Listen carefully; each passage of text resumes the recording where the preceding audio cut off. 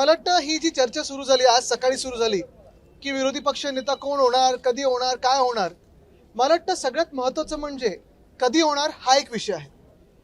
महाराष्ट्रासारख्या राज्यामध्ये एवढं निवडणुका झाल्यानंतर निवडणूक आयोगाच्या आशीर्वादानं बहुमताचं सरकार बसलेलं आहे आणि तरी नेमकं कोणाला घाबरतायत हे, कशाला घाबरतायत हे? विरोधी पक्ष नेता वरच्या हाऊसमध्ये असेल किंवा खालच्या हाऊस म्हणजे आमच्या विधानसभेत असेल किंवा विधान परिषदेत असेल, दोन्हीकडे नसताना सरकारला नेमकी कशाची भीती आहे?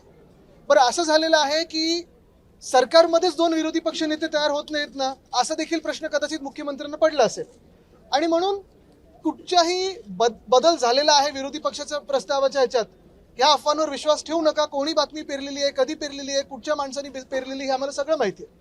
पण एक लक्षात घ्या तुम्ही, जे आमच्या कानावर येते की सत्ताधारी जे बाक आहेत, एक पक्ष दोन गट असे जे आहेत, त्याच्यातून एका गटामधून 22 आमदार मुख्यमंत्र्यांच्या हाती लागलेले आहेत.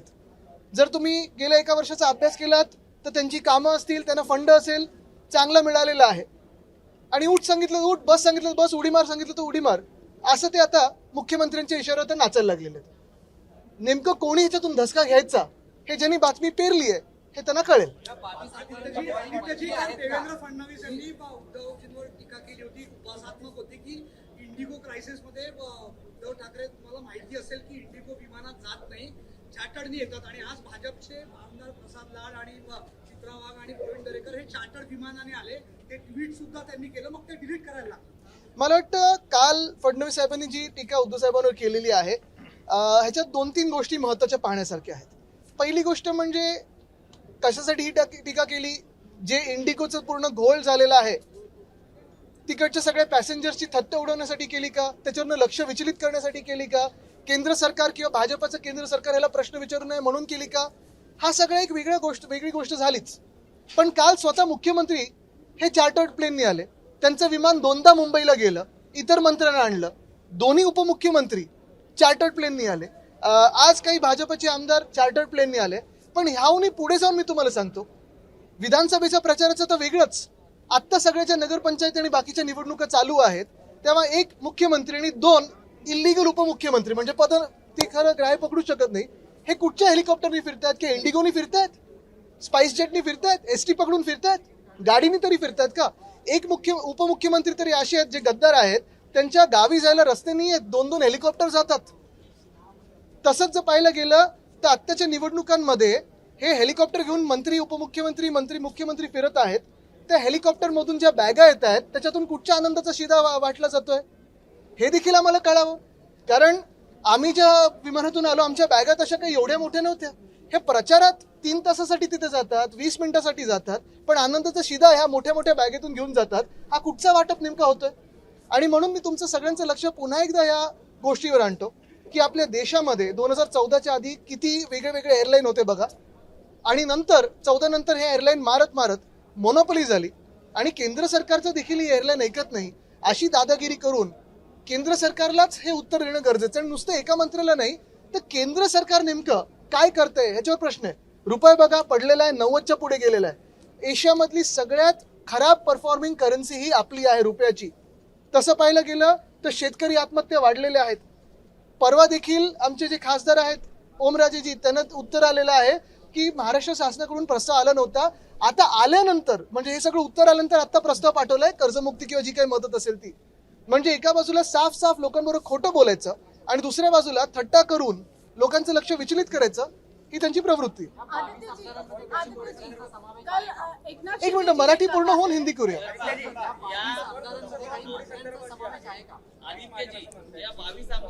एक मिनिट हे करून इथे येतो.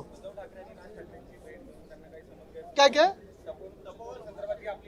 बघा, याच्यात गैरसमज म्हणजे तपोवन नाशिकमध्ये, मग आता मी ऐकलं ठाण्यामध्ये 700 झाडं ते मेंटल हॉस्पिटल आहे तिथे, परत मुंबईमध्ये संजय गांधी नॅशनल पार्क, हे देखील त्यांनी आता तिथे मंत्र्यांचे बंगले आहेत. तुम्हाला माहिती आहे येऊरमध्ये कोणाचे बंगले आहेत, ते छाटायला जाणार, त्याचा वेगळा एक मॅप बनवतात, प्लॅन बनवतात. तसंच पाहिलं तर आपल्या नागपूरमध्ये इथे अजनी वन ते देखील मारायला चालले होते. मी मंत्री असताना ते थांबवलं होतं, तरी भाजपचे लोक ते कापायला मागेच आहेत. अरावली जे राजस्थान, गुजरात, हरियाणामध्ये आहे. प्रत्येक ठिकाणी या देशभरामध्ये आपण पाहतो जिथे जिथे पर्यावरण काहीतरी वाचलेलं आहे तिथे ते पर्यावरण नष्ट कसं करायचं हे भाजपला बरोबर माहिती आहे. मग हायवे बोगदे वगैरे विकासाच्या नावाखाली विनाश कसा करायचा हे माहिती आहे. तसंच पाहायला गेलं तर ताडोबा अंधारीच्या मध्ये जे कॉरिडॉर आहे तिथे मायनिंग आम्ही बंद केलं होतं. मायनिंग कशाला सुरू करताय तुम्ही तिथे? मेळघाटची वाट लावायचं कशाला हात घालताय? वेस्टर्न घाट्समध्ये सह्याद्री जो आपला पूर्ण पर्वतमाळा आहे तिथे देखील आहे ना मायनिंग सुरू करायचंय. एकंदर कुठेही पर्यावरण चांगलं ठेवायचंच नाही, जगू शकतच नाही कोणी, अशी परिस्थिती करून ठेवायची. 22 आमदारांमध्ये ज्या 22 आमदारांचा आपण उल्लेख केलेला आहे किंवा त्यामध्ये काही मंत्री आहेत त्यांना नेमकं कोण लीड करत आहे? बघा त्या 22 आमदारांमध्ये मी असं कोणतरी व्हाईस कॅप्टन म्हणून स्वतःला म्हणतात सुद्धा, ह्यांचे काय उद्योग धंदे चालतात हे मला माहित नाही. आदित्य जी कल हा पण त्याच्यात पुढे काय नाही, पण त्याच्यात काही अनियमितता आहे का, घोटाळा आहे का, ते असेल तर सांगा, आम्ही आणू लोकांसोबत. सर कल एकनाथ शिंदे जी का कहना है कि विरोधी पक्ष स्पीड ब्रेकर का काम कर रहा है, हमारा पैर एक्सेलरेटर पे रहता है, उसके बाद भी प्रोजेक्ट्स की धीमी गति क्यों है? बिल्कुल, क्योंकि इनका पैर एक्सीलेटर पे रहता है लेकिन आंखें पैसों पे रहती है, रास्ते पे नहीं रहती है. इसलिए तो हमें स्पीड ब्रेकर गतिरोधक बनना जरूरी होता है. विरोधी पक्ष नेते पदावरून सुरुवातीला का होत आहे? सभापती अध्यक्ष मुख्यमंत्र्यांवरती शासनाचा योग्य नियम जेव्हा होईल तेव्हा आम्ही करू असं म्हणतात. मुख्यमंत्री सभापती आणि अध्यक्ष महोदयांवरती ढकलाढकली करतात, असं का होत होते? आता तुम्ही टोलवा टोलीचा विषय घेतलाय, पण यांचं जे काही झोलवा झोलवी चालते ते थांबवण्यासाठी त्यांना आम्ही थांबू अशी भीती वाटते.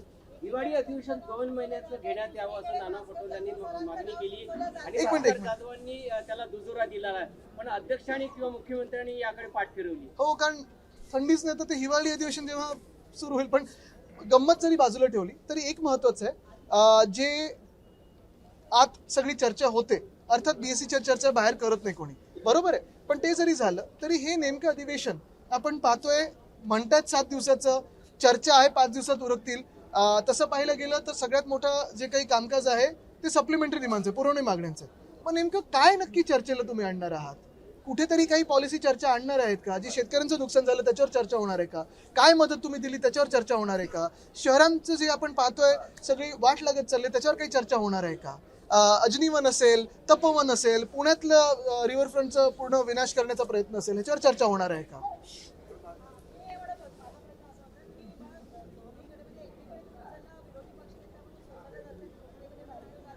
बिलकुल नाही, कुठेही दुमत नाहीये. आम्ही जे नाव पहिलं सुचवलेलं आहे तेच आहे. ही अफवा जसं मी सांगितलं एका गटातल्या 2 लोकांनी पेरलेली आहे सकाळी आणि ते एक चॅनल चालवली. अफवांवर विश्वास ठेवू नका, हा सोर्स चुकीचा आहे. पण ह्याच्यावर विश्वास ठेवा की त्या गटातले 22 लोक उडी मारायच्या तयारीत आहेत.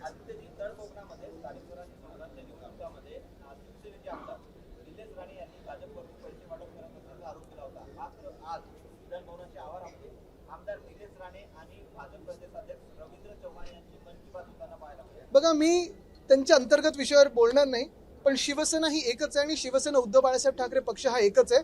बाकीचा मिंदेगताबद्दल त्यांना शिवसेना बोलणं योग्य नाही, त्यांनी सगळं चोरलेलं आहे. काय सांगाल म्हणजे ह्यांनी आता जाऊन शेतकऱ्यांमध्ये बोललं पाहिजे की जे त्यांनी निवडणुकीच्या आधी वचनं दिली होती ती कधी पूर्ण करणार. आपल्याला आठवत असेल इकडच्याच अधिवेशनात उद्धव साहेबांनी मुख्यमंत्री झाल्या कुठेही निवडणुका समोर नजरेत नसताना देखील शेतकऱ्यांसाठी कर्जमुक्ती ही जाहीर केली होती. कर्ज माफी पण आम्ही बोलत नाही, मुक्त बोलतो आम्ही, माफ गुन्हेगाराला करतो. पण हेच सरकार, भाजपचं सरकार आणि सोबत 2 जे गट आलेत ते आता थट्टा उडवतात शेतकऱ्यांची आणि सगळ्यांची. धन्यवाद.